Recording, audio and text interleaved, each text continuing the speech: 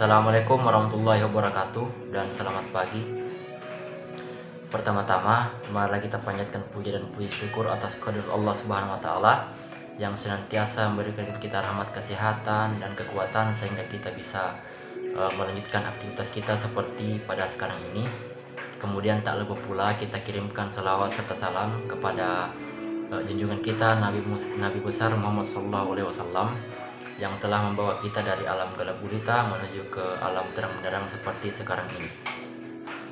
Perkenalkan, nama saya Nur Hadi Tangallo dengan NIM H012223, pendidikan bahasa Inggris kelas D angkatan 2022. Pada kesempatan kali ini saya akan menjelaskan dan saya akan merangkum semua materi yang telah dijelaskan dalam proses mata kuliah yang telah dilalui dalam mata kuliah CMD dari dosen pengampu Bapak Ahmad Junaidi SPD MPD, yaitu mengenai perkembangan kurikulum dan juga modul ajar.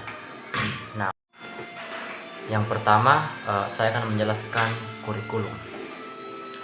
Kurikulum adalah rencana pembelajaran yang sistematis, terstruktur, yang digunakan sebagai sarana pembelajaran di sekolah dan juga lembaga instansi pendidikan di seluruh Indonesia. Nah, kurikulum sendiri ini juga sudah banyak mengalami perubahan pada saat pertama kali muncul dan digunakan di Indonesia hingga sekarang ini. Makanya ada yang namanya KTSP, kurikulum 2006, kurikulum merdeka, hingga saat ini menggunakan modul ajar, bahan ajar, serta pemetaan bahan ajar. Nah, kemudian ada yang namanya RPP atau Rencana Pelaksanaan Pembelajaran. RPP sendiri ini adalah rencana pembelajaran yang tersusun, sistematis, dan juga terstruktur yang digunakan oleh para guru sebagai pedoman dalam melaksanakan proses pembelajaran di kelas. Nah, RPP sendiri ini mencakup metode pembelajaran, materi pembelajaran, tujuan pembelajaran, dan juga penilaian yang tersusun dalam RPP itu sendiri. Nah, selain RPP, berkembang lagi menjadi modul ajar. Nah, modul ajar ini tidak jauh berbeda dengan RPP. Modul ajar sendiri ini adalah rancangan atau rencana pembelajaran yang juga tersusun sistematis dan juga terstruktur yang digunakan oleh para guru di semua instansi sekolah pendidikan di Indonesia, yang mencakup materi pembelajaran, tujuan pembelajaran, metode pembelajaran, refleksi guru dan siswa, dan asesmen yang tersusun dalam modul ajar tersebut. Dalam modul ajar ini itu sudah tersusun lengkap, mulai dari contoh soal yang akan diberikan, pendekatan yang akan diterapkan dalam proses pembelajaran kepada siswa, kemudian juga mencakup capaian dan refleksi di dalam proses pembelajaran tersebut. Kemudian setelah modul ajar ada yang namanya bahan ajar.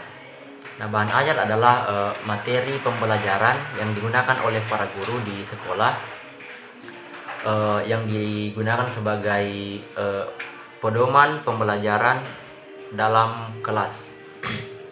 Nah, bahan ajar ini dapat berupa buku teks, materi pembelajaran, modul ajar, dan juga sarana-sarana pembelajaran atau sumber-sumber lain yang dapat diberikan kepada siswa untuk digunakan dalam proses pembelajaran di kelas.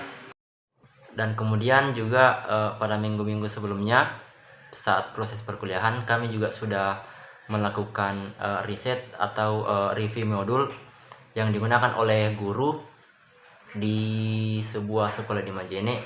Nah, kami menemukan bahwa pengimplementasian modul ajar dan bahan ajar di sekolah itu sudah sangat bagus. Sebenarnya semuanya sudah sangat bagus, tersusun dan juga sistematis, dan diimplementasikan kepada siswa itu sudah sangat baik.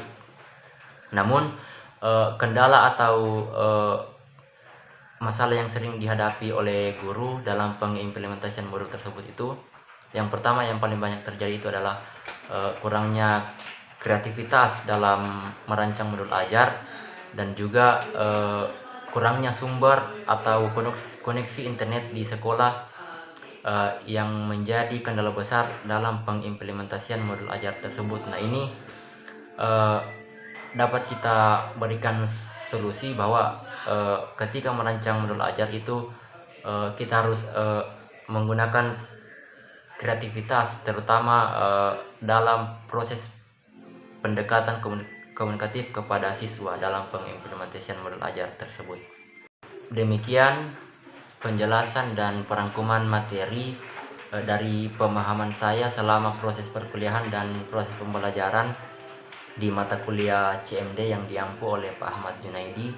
Saya harapkan untuk kedepannya saya dapat meningkatkan pemahaman saya dan juga meningkatkan kinerja saya dalam melaksanakan proyek final task untuk kedepannya, dan juga saya memohon banyak terima kasih kepada Pak Ahmad Junaidi yang telah memberikan perkuliahan yang sangat bermanfaat dan juga tersusun serta sangat kreatif dalam setiap pertemuannya.